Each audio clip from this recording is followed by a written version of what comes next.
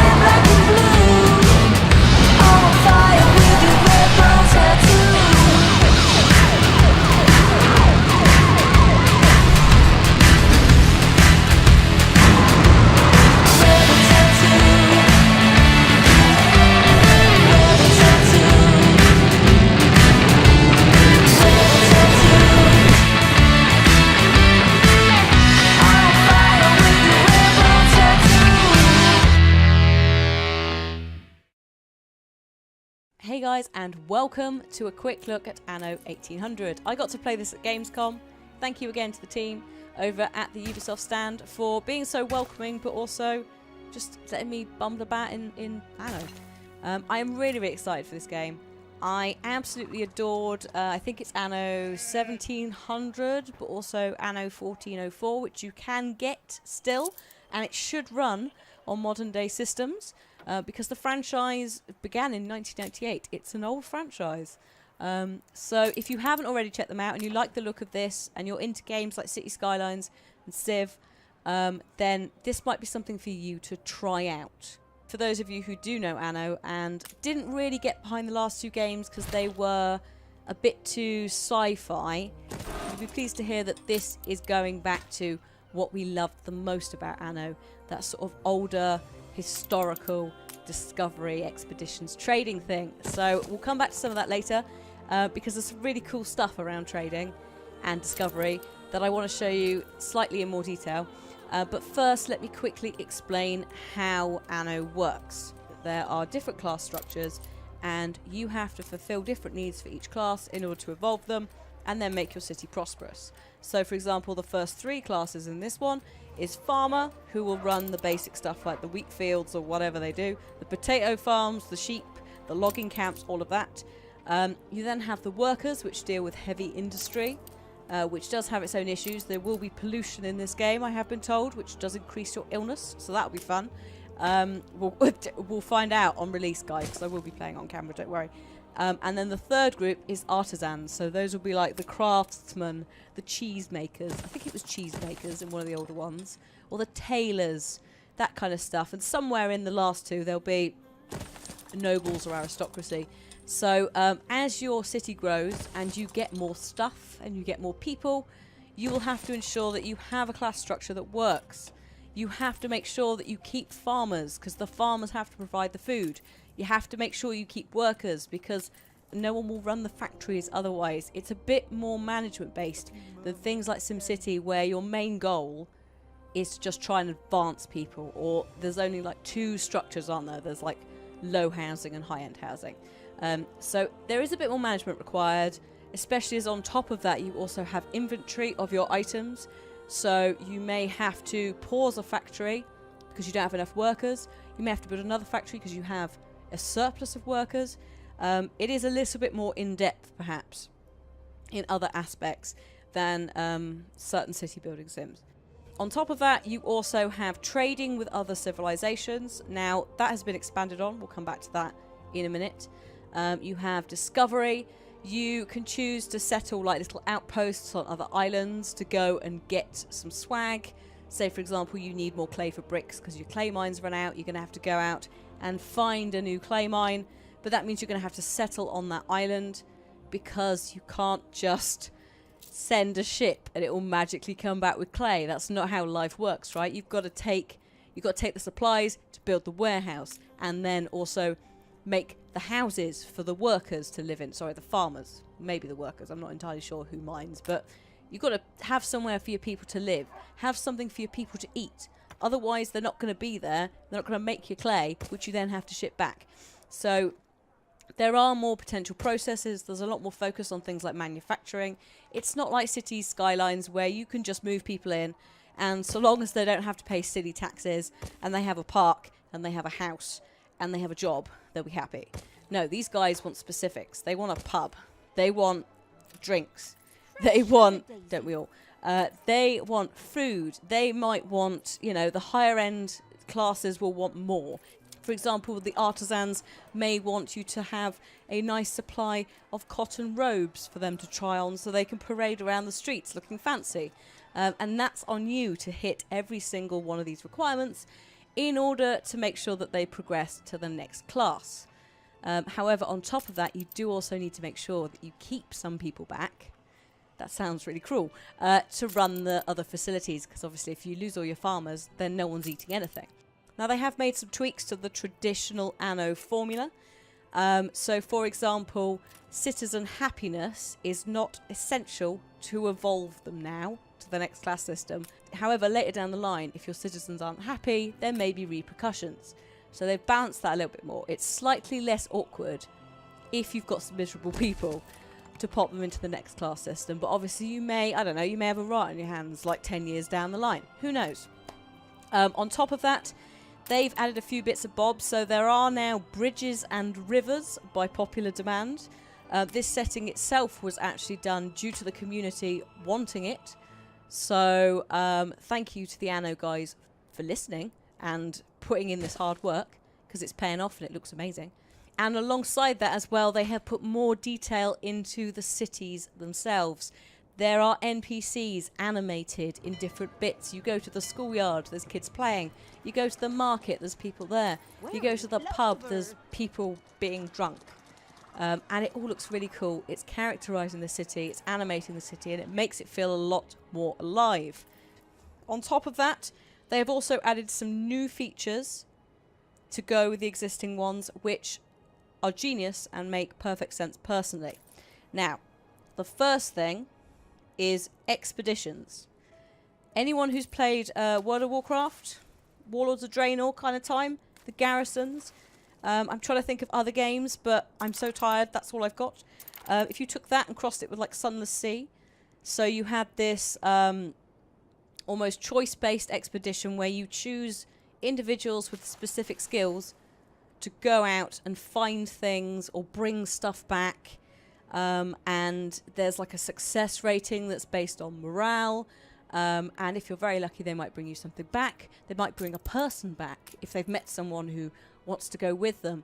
One of the examples that the dev gave was that they went to this island and met a tribe, and one of the sailors fell in love with a woman there. And you had an option whether you wanted to bless the union, leave him behind, or just be like, no bitch, we're leaving.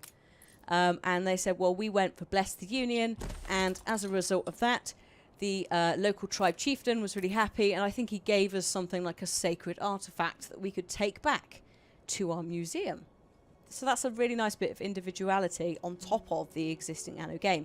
It adds a little bit of depth and individuality to your game, because obviously you can choose how to do all of that.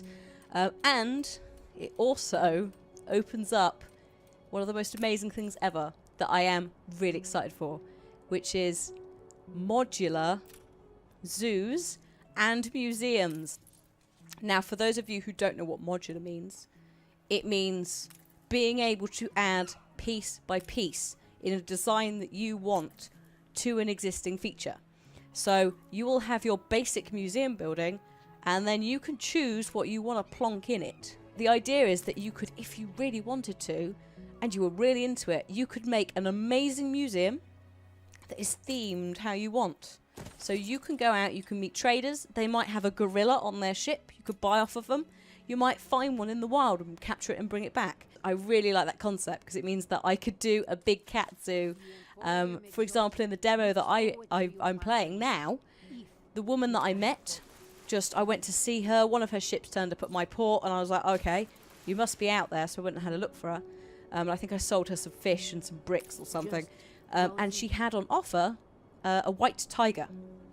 So had I got the money for it, I could have bought a white tiger and brought it back to put in my zoo. And I really like that idea.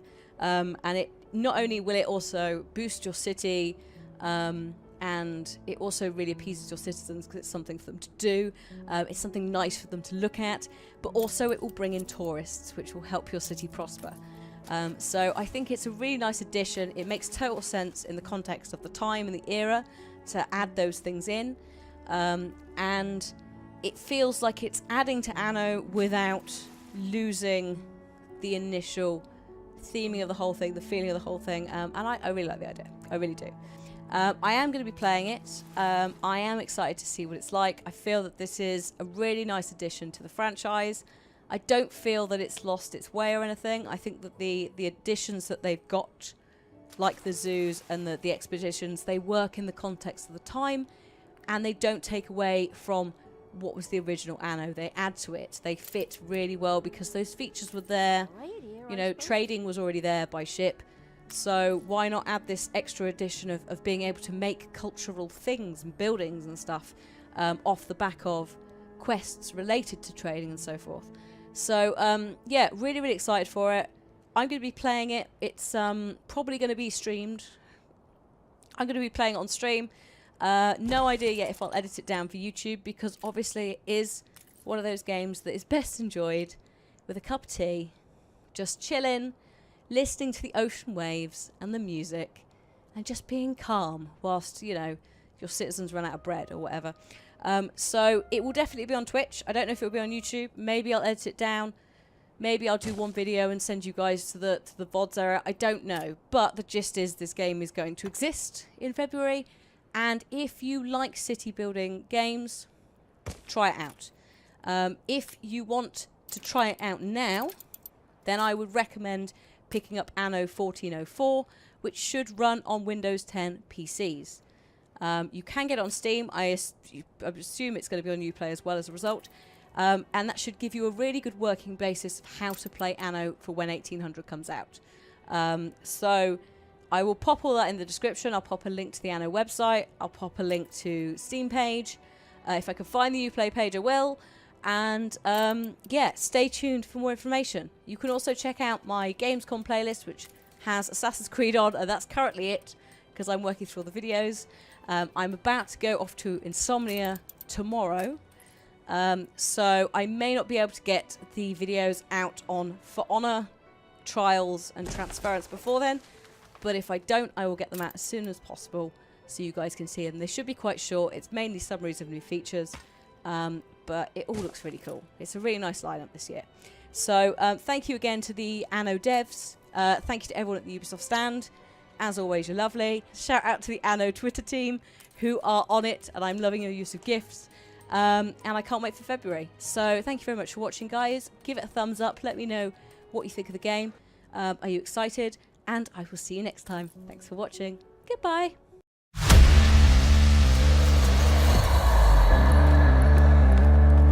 I do not like it in here. Let's make it fast. Everyone's ready. Let's go. Nobody is leaving anybody. Let's move, people!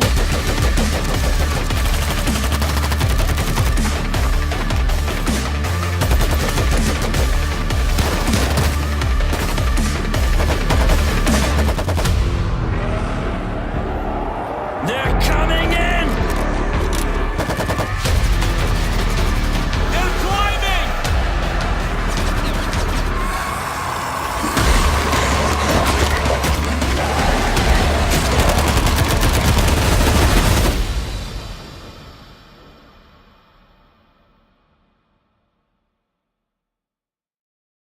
Scanning all the map.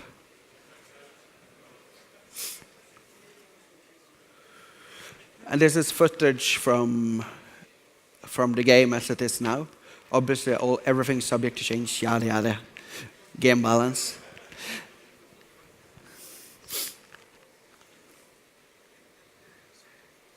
And this is when I'm happy that we have a good PC playing this video.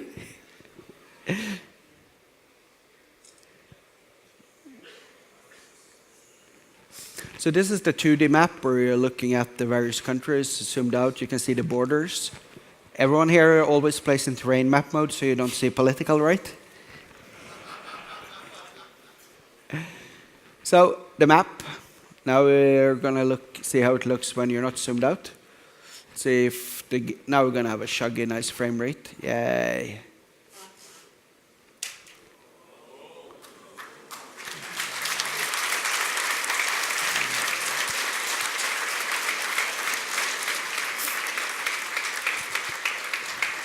You'll be able to build roads as the Romans by using your armies to build new roads so you can march quicker.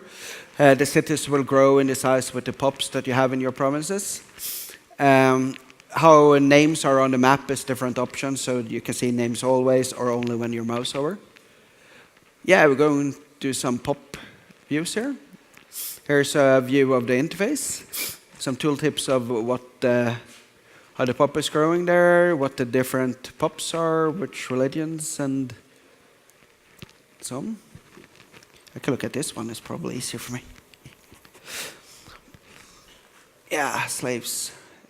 And the pops, yeah, the amount of pops you have indicates how many buildings you can build in a province. Trade, little example, Neapolis here. They have a few trade goods that's produced, as I was talking about. Hemp, produced in the city of Nala. Cloth, gives some tax. Wood, we are producing it in 2 cities, Neapolis and Venafrom. Gives us, yeah, red color. And wine giving us some, yeah, let's look at military. So we're going to select a unit here. You can see all in the tooltip the types you have. Every single unit type has different benefits or drawbacks depending on what they're fighting on. Versus, obviously, light infantry and militia are useless, but they're cheap. Yeah, all red. Cool.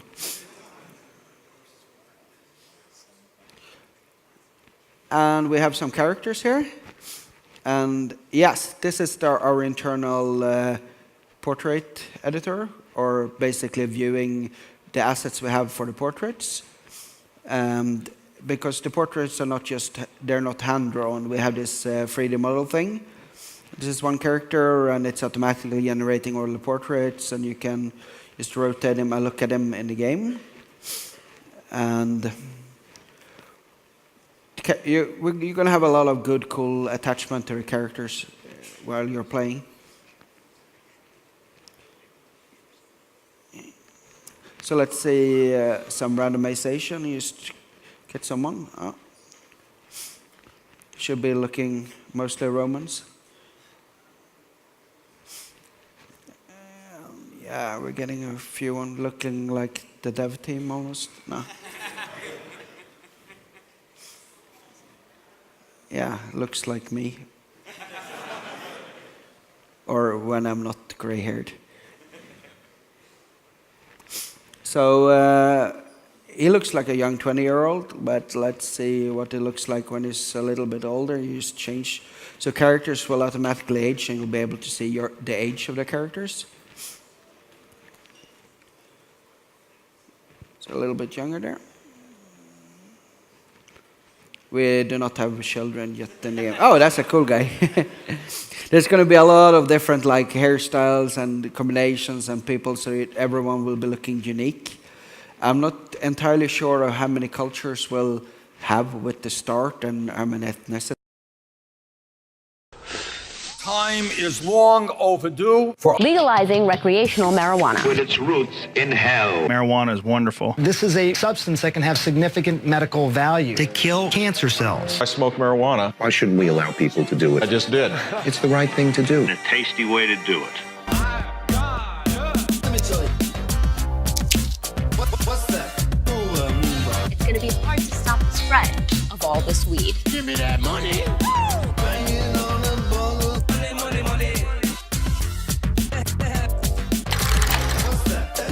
Way you do it. Money, money. What's that? What's that? Look at that mama. I don't wanna be broke no more.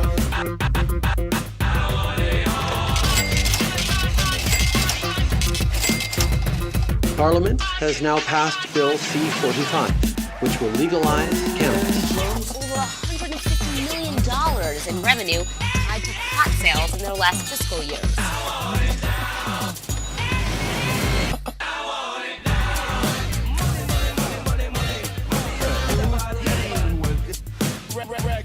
You know my name now, give me my money. Baby, I got your money.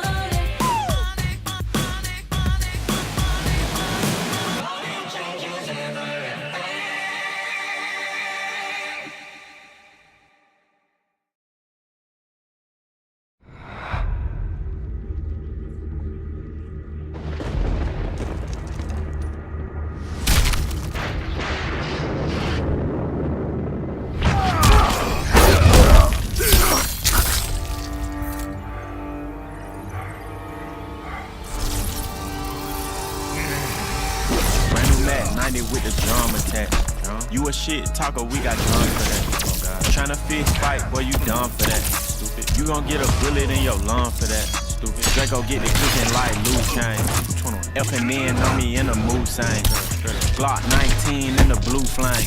I was strapped when I stood inside your boot thing. 21 immortal, we'll never die. Loyal to my brothers, I never lie. Call me bird dog, cause I cheat and I'm fly.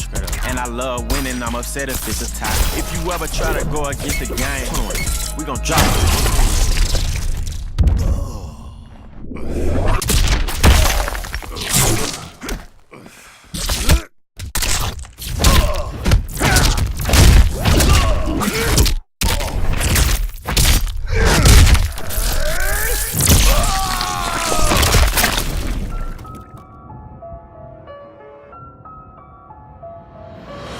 get you off the ground just to knock you to the floor. Yeah. Let's go blow for blow. Yeah. Let's go toe to toe. When it's time to battle, they don't never ever show. When it's time to battle, I'm the first one at the door. Yeah. Here we go.